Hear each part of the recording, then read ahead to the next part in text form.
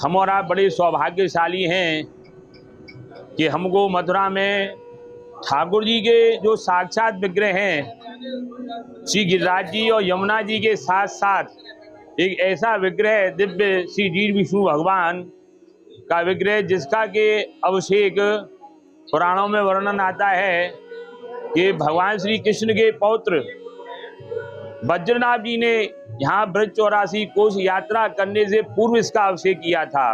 और आज वही पर्व भगवान श्री कृष्ण के प्रपौत्र वज्रनाभ जी द्वारा जिसका अभिषेक किया गया, उन्हीं का पाठ उत्सव, वही तिथि, वही दिन। और हम और आप सौभाग्यशाली हैं कि ऐसे ठाकुर जी के दिव्य दर्शन यहाँ भव्य फूल महल में आए हम और आप कर रहे हैं। कितना सुंदर मंदिर प्रांगण को बनाया गया है। यह मंदिर मथुरापुरी ब्रज मंडल 84 कोस जो क्षेत्र की यात्रा है, उसका हृदय स्थल कहा जाता है। यह 84 कोस के बिल्कुल अगर आप नक्शे को देखेंगे तो मध्य में विराजमान है। तो यह ऐसा कहा जाता है कि मथुरा का यह वीर विष्णु मंदिर अंतर्ग्रही परिक्रमा का भी मध्य स्थल और ब्रज 84 कोस का हृदय स्थल, और जितने भी संत महंत धर्माचार्य और जो दार्शनिक हैं, वह जब मथुरापुरी की यात्रा को करते हैं तो बिना वीर विष्णु भगवान के दर्शन के वह अपने आप को पुण्य लाभ प्राप्त नहीं कर पाते हैं। तो हम भी बड़े सौभाग्यशाली हैं, और आप सब लोग जो इस चैनल के माध्यम से इस दिव्य दर्शन को कर रहे हैं, वह भी बहुत भाग्यशाली हैं कि भगवान ने हम और आपको ऐसे दिव्य दर्शन आज इस दिव्य पर्व पर कराए हैं कि जहाँ भगवान श्री वीर विष्णु का प्रातःकाल पंचामित्र महाअभिषेक किया गया। उसके बाद सुबह से ही ठाकुर जी के समक्ष वैदिक परंपरा के अनुसार सहस्त्र नाम पाठ, श्री सूक्त, पुरुष सूक्त के पाठ सुनाए गए ठाकुर जी को। आप यहाँ इस विग्रह की एक विशेषता को और देखिए कि इस पूरे संसार में आप जहां भी दर्शन करेंगे आपको लक्ष्मी जी कमलासन पे विराजमान मिलेगी, कमल के पत्र पर। लेकिन यहाँ पर जो लक्ष्मी जी हैं वे पद्मालयी यानी पद्म के नीचे, ठाकुर जी के जो चारों स्वरूप है शंख चक्र गदा पद्म, उसमें पद्म के नीचे यहाँ पद्मालयी महालक्ष्मी जी का दर्शन है। और यह जब हम और आप दीपावली से पूर्व जो पर्व होता है उसमें धनतेरस के दिन यहाँ पर बहुत ही वैदिक विधि विधान से पद्मालयी महालक्ष्मी जी का पूजन होता है। वैशाख मास में यहाँ पर पद्मालयी महालक्ष्मी जी का विशेष उत्सव मनाया जाता है, और उसी के अंतर्गत यहाँ आप दर्शन कर रहे हैं। आज वैशाख मास की द्वितीया, शुक्ल पक्ष की द्वितीया को भगवान का पाठोत्सव होता है, और उसका भव्य मनोरथ यहाँ पे ठाकुर जी के प्रांगण में किया जा रहा है। मथुरा की अंतर्ग्रही परिक्रमा में आने वाला एक ऐसा मंदिर जो हजारों सालों पुराना है, 5200 आज महोत्सव मनाने के लिए महाराज जी यहाँ पर बैठे हुए हैं। जानते हैं पहले तो इस मंदिर की क्या लीला है, क्योंकि जब भगवान श्री कृष्ण जी इस मथुरा नगरी में आए उस समय पर अनेकों ब्रजवासियों को ये लगा कि ये छोटा सा बालक कैसे कंस से युद्ध लड़ेगा। तो महाराज श्री से जानते हैं इस दीर्घ विष्णु मंदिर की संपूर्ण लीला के बारे में। राधे राधे महाराज। बोलिए श्री दीर्घ विष्णु भगवान की, लक्ष्मी मैया की, समस्त भक्तों की जय, जो आपके चैनल के माध्यम से भगवान विष्णु की भक्ति का अनुकरण कर रहे हैं। जैसा कि आपने पूछा कि दीर्घ विष्णु भगवान की क्या क्या लीलाएं हैं। दीर्घ विष्णु भगवान की लीलाएं बड़ी अलौकिक, अनुपम और मनोहर हरी हैं।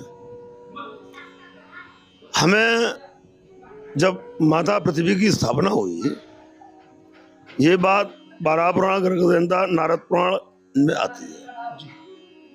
तो भगवान 12 देव के रूप में माता पृथ्वी को जब लेकर के आए, तो चलते चलते चलते चलते जब ब्रज में मथुरा मंडल में माता पृथ्वी का प्रवेश हुआ, तो माता पृथ्वी ने श्री विश्रांत तीर्थ पर कहा कि हे भगवान, आप मुझे अपना असली रूप दिखाओ, क्योंकि मुझ पे अब आपका ये इतना प्रभावशाली वजन सहन नहीं हो रहा है। हाँ। उस वक्त बारह जी का जो आकार था वो 84 योजन का था, 84 योजन। जो घट करके आज 84 कोस हो गया। अच्छा। हाँ, तो भगवान ने जो अपने दर्शन दिए वो वही दर्शन दिए जो अभी आप यहाँ भक्तों को कराएंगे, शंख चक्र गदा और पद्म में। तब फिर माता पृथ्वी बोलती है कि प्रभु मैं आपको इस दिव्य स्वरूप को क्या कह करके पुकारूंगी जो है। तो भगवान कहते हैं कि शंख चक्र और गदा पद्म सहित मेरा यह दीर्घ स्वरूप है। आप कहाँ मिलेंगे प्रभु? भगवान कहते हैं कि मैं अहो मधुपुरी धन्या वैकुंठ अग्रे रची, मैं वैकुंठ से पहले जो है वो मथुरा मंडल की स्थापना कर दी। अच्छा। और मैं मथुरा में ही निवास करता हूँ। भागवत में लिखा है मथुरायाम सन्निधो हरि। तो माता पृथ्वी ने कहा प्रभु मथुरा में कहाँ? गोकुल नंदगांव बरसाना गोवर्धन का वृंदावन, ये तो बहुत। तो बोले नहीं, मथुरायाम सन्निधो हरि, मैं अरण्य मथुरा में निवास करता हूँ। कि प्रभु मथुरा में कहाँ? हाँ। कहीं पश्चिम की तरफ जहाँ श्री यमुना जी प्रवाहित होती है जी। वहां मेरा स्थान है। मैं वहां से जो है भक्तों को दर्शन देता हूँ। वराह पुराण में ये भी लिखा हुआ है कि प्रातः काल नारायण का तेज श्री विश्रांति तीर्थ पर रहता है, मध्याह्न काल में श्री नारायण का तेज यहाँ रहता है, और सायंकाल को गोविंद देव जी के मंदिर में रहता है। अच्छा जी हाँ। त्रेता में स्वयं नारायण ने कहा है कि अनशन सहित लेहो अवतारा, हरे हो बार भूम भव भारा। ये गोस्वामी जी की चौपाई है। जब रावण का वध हुआ था त्रेता में, तो भगवान नारायण ने अपने रूप में राम जी को भेजा और इतना दीर्घ रूप धारण कर दिया कि भगवान ने रावण को उस दीर्घ रूप से वध किया। द्वापर के प्रारंभ में जो है भगवान ने समस्त देवताओं का राजा प्रयाग तीर्थ को बना दिया। प्रयाग ये कथा गर्ग संहिता की है। जब प्रयाग तीर्थ को बना दिया तो प्रयाग तीर्थ ने अपने यहाँ पर एक सभा बुलाई, वो प्रयागराज हो गए। उसमें मधुपुरी नहीं गई, मथुरापुरी नहीं गई। अच्छा हाँ। इस पर समस्त देवताओं ने और आपके जो है देवगण और सभी ने जो है ऋषियों ने तीर्थों ने ये कहा कि मथुरा को अहंकार है हाँ। और मथुरा पे चढ़ाई कर दी है। अच्छा। ये प्रस्ताव पास हो गया प्रयागराज में, हाँ। इलाहाबाद, सबने चढ़ाई कर दी। भगवान को इतना कष्ट हुआ कि ठाकुर जी ने इतना दीर्घ अवतार धारण किया कि भगवान का सिर तो गया आकाश में। अच्छा। और पैर गए पाताल में। हाँ। भगवान के और जो आवाज थी भगवान की, हाँ। वो इतनी दीर्घ थी जैसे लंका का दहन करते में हनुमान जी की अट्टहास हुई थी। अच्छा। इतनी तेज ठाकुर जी की थी। हाँ। अब द्वापर में ही ठाकुर जी ने जो है जब समस्त देवता घबराए, द्वापर काल था, तो भगवान विष्णु भगवान बहुत सूदे हैं, बहुत भोले हैं। तो हमारे ठाकुर जी कहते हैं कि जाओ मैंने तुमको माफ किया, लेकिन श्रावण से लेके कार्तिक तक तुम मेरे ही इस ब्रज में आकर के निवास करोगे। कहने का मेरा तात्पर्य है कि भगवान ने अपना दीर्घ स्वरूप शांत किया। संघ चक्र गदा पद्म में ठाकुर जी ने दर्शन दिए और चातुर्मास का निर्माण किया। आखिरकार भक्तों को इस चैनल के माध्यम से यही पता रखना चाहिए कि श्रावण से कार्तिक तक चातुर्मास का निर्माण करने वाले कौन है? तो भगवान श्री दीर्घ विष्णु। एक सत्यों की कथा आती है कि पाताल नरेश जो थे अपने आपके महाबली, तो भगवान ने वामन का रूप धारण करके और राजा बलि के यज्ञ में प्रवेश कर दिया। मां शुक्राचार्य यज्ञ करा रहे थे। शुक्राचार्य ने कहा राजन बलि ये विष्णु है। तो बलि ने क्या किया था कि समस्त देवताओं की जगह का हरण कर लिया था।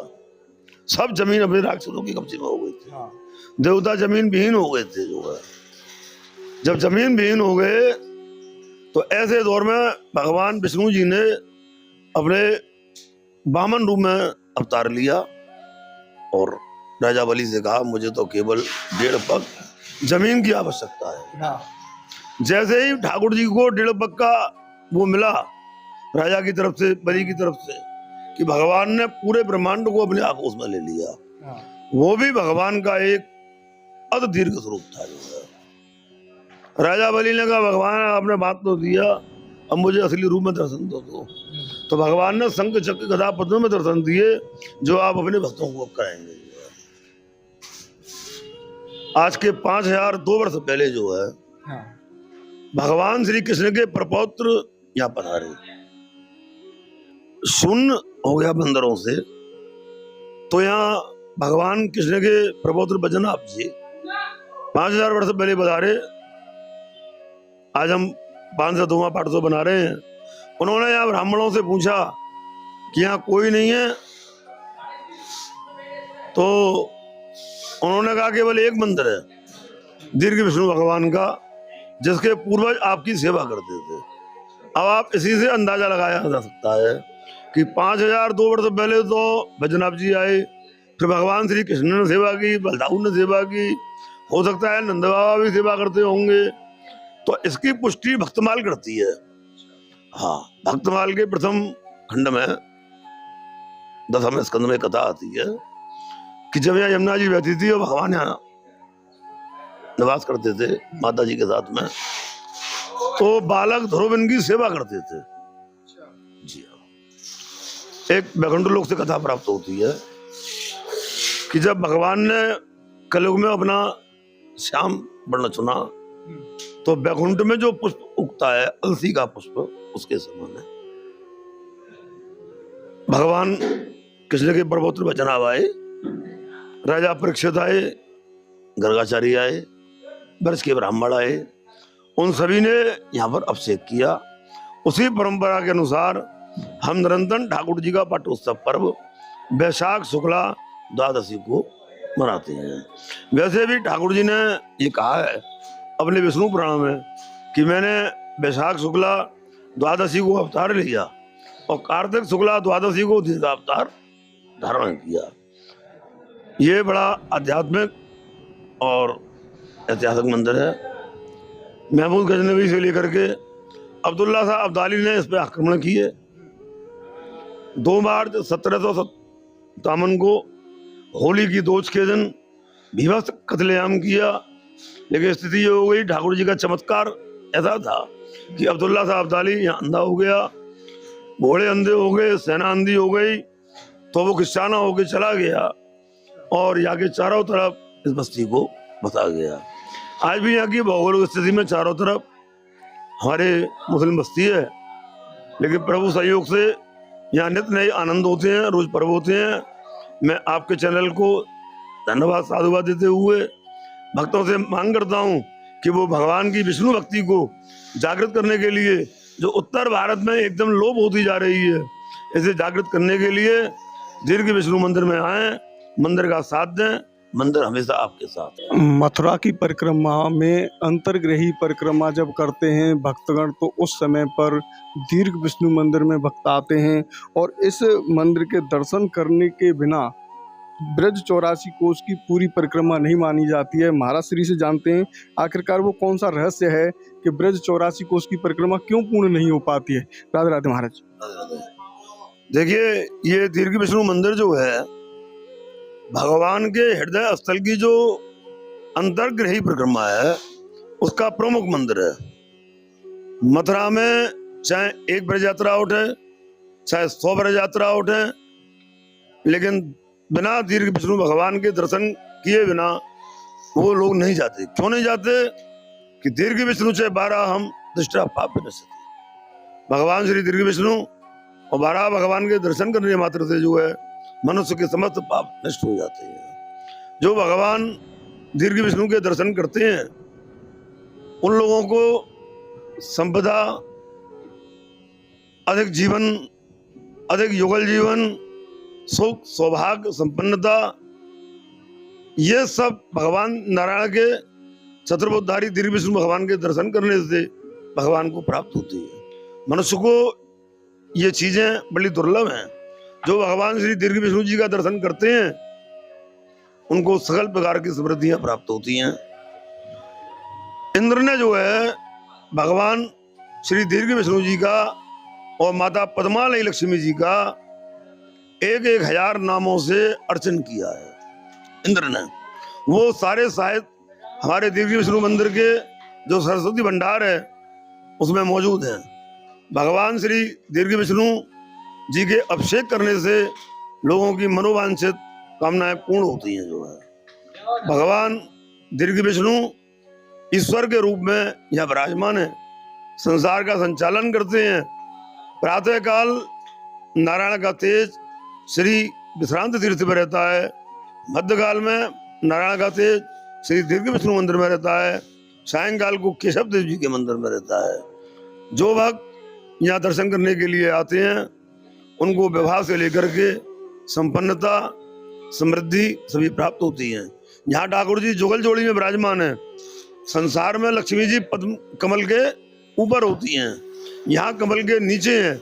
इसलिए वेदों की दिशा जो लक्ष्मी सूक्त श्री सूक्त आता है उसमें लक्ष्मी जी का बड़ा भारी प्रादुर्भाव है। जो इन लक्ष्मी जी के दर्शन भगवान के साथ में करते हैं उनको अखंड सौभाग्यवती होने का फल स्वाभाविक ही प्राप्त हो जाता है। हम और आप बड़े सौभाग्यशाली हैं कि भगवान श्री विष्णु के समक्ष इस पावन पर्व पर आज दिव्य ग्रंथों के दर्शन कर रहे हैं। ऐसे ही एक दो हमारे समक्ष दिव्य ग्रंथ हैं, श्री विष्णु सहस्त्रनाम और गोपाल सहस्त्रनाम, जो कि हस्तलिखित हैं। हमारे परम पूज्य श्री व्यास जी महाराज आपको इन दोनों ग्रंथों के विषय में बताएंगे कि यह ग्रंथ कितने प्राचीन है। व्यास जी महाराज इस पर प्रकाश डालें। ये ग्रंथ आप हमें दर्शन करा रहे हैं, ये कितने प्राचीन हैं और इनमें क्या विशेषता है।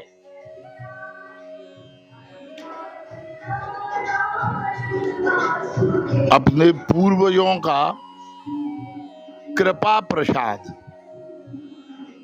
हमारे पास थोड़ी सी धरोहर सुरक्षित है। जैसा रामदास जी ने अभी कहा, प्राचीन ग्रंथ विष्णु सहस्त्रनाम, इस पर संवत 1880 संवत लिखा हुआ है। ये 203 वर्ष पुराना हस्तलिखित विष्णु सहस्त्रनाम है। और गोपाल सहस्त्रनाम भी है, उतना ही पुराना। इसके अलावा बहुत भी ग्रंथ हैं। ये विष्णु सहस्त्रनाम यस्य स्मरणमात्रेण जन्म संसार बंधनात् से प्रारंभ होता है और इसका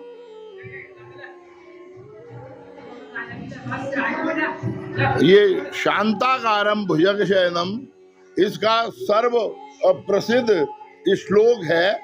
इसके दर्शन कराते हुए बोलिए दीर्घ विष्णु भगवान की जय। आज साक्षात विष्णु स्वरूप दीर्घ विष्णु के पाठोत्सव के उपलक्ष्य में मैं व्यास जी चतुर्वेदी भगवत निवेदन करना चाहता हूं कि महाभारत में से 5 रत्न निकले।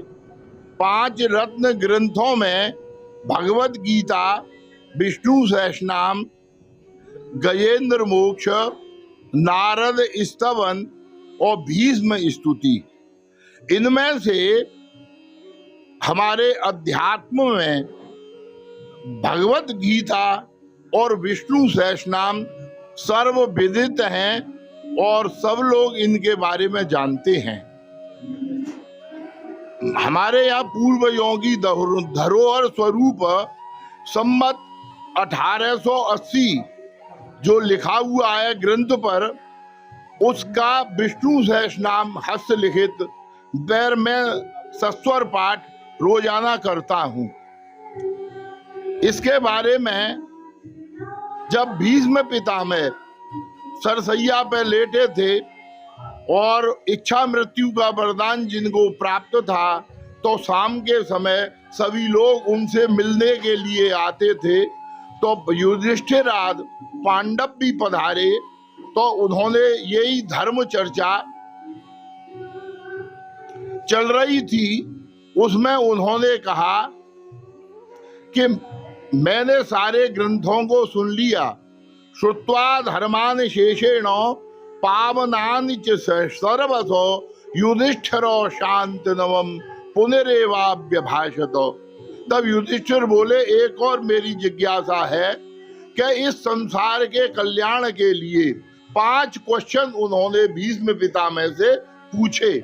तब भीष्म पितामह बोले, भीष्म उवाच जगत प्रभुम देव देवमनंतम पुरुषोत्तमं स्तुवन्नाम सहस्रेण पुरुष सततो स्थित तमेव चार्चयन् नित्यं भक्त्या पुरुषमप्ययम् ध्यायन्नस्तुं मनस्यञ्च यजमानस्तमेव च अनादिविदनं विष्णुं सर्वलोकमहेश्वरम् लोकाध्यक्षं स्तुवन्नित्यं सर्वदुःखातिगो भवेत् ब्रह्मण्यं सर्वधर्मज्ञं लोकानां कीर्तिवर्धनं लोकनाथं महद्भूतं सर्वभूतभवोद्भवम् एष मे सर्वधर्माणां धर्मोऽधिकतमो मतो यद्भक्त्या पुण्डरीकाक्षं स्तुवैषेन्नरः सदा परमं यो महत्तेजो परमं यो महत्तप परमं यो महद्ब्रह्म परमं यो परायणं पवित्राणां पवित्रं यो मंगलानां च मंगलम् दैवतं देवतानां च भूतानां यो व्यप्यतः। जगत प्रभुम देव देव अनंतम पुरुषोत्तमम। पुरुषोत्तम भगवान विष्णु सबसे प्रमुख देवता हैं, उन्हीं की स्तुति करनी चाहिए, उन्हीं का निरंतर अर्चन करना चाहिए, भक्ति पूर्वक उनका ध्यान करना चाहिए। यही अनादि निधनम विष्णुम सर्वलोक महेश्वरम लोकाध्यक्षम स्तुवन् नित्यम सर्व दुखाति गो भवेत्। ये जो गो संस्कृत का है वो बिल्कुल अंग्रेजी से मेल है, उसी अर्थ में कि उस सारे दुख दूर हो जाए।